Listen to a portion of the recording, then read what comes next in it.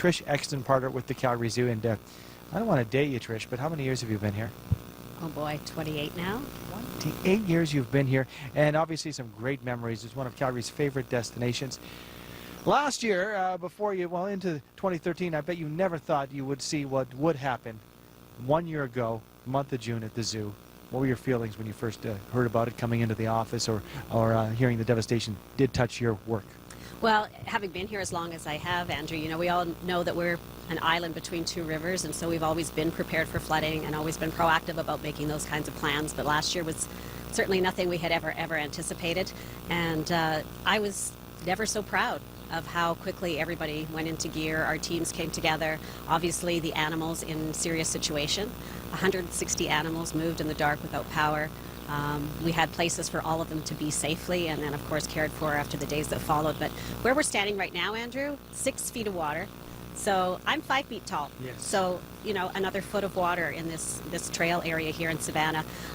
Where the hippos are in the Savannah building, obviously Lobe decided to take a wee swim out of his enclosure. So that just gives people an understanding of how incredible it was.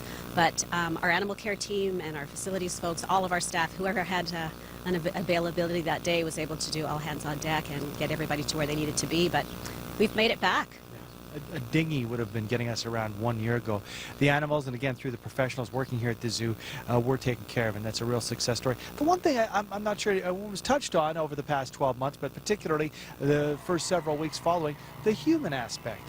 The many people who make their careers and have a passion for the zoo who work here, where do they work? Do they show up?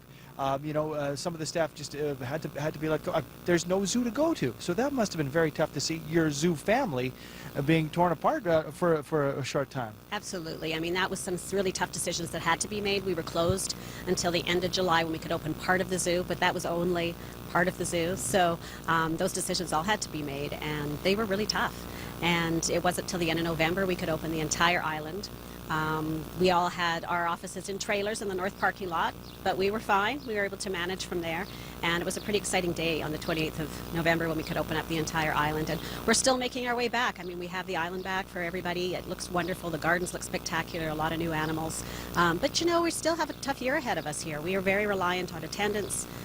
We've had a bad weather pattern in February and March this year, as everybody did. So, you know, we still have to be very careful this year. We have to, you know, continue to just be cautious as far as getting through this next year. It's going to be a tough one too, just making sure we get back on track. But we can assure the community that the zoo is back, and it looks amazing. And we have lots of animals waiting to meet everybody. Looks amazing, and what you can do at home is come on down to the zoo, and as we found out yesterday on Breakfast Television, Zoo Gala. Get your tickets early bird before June 30th.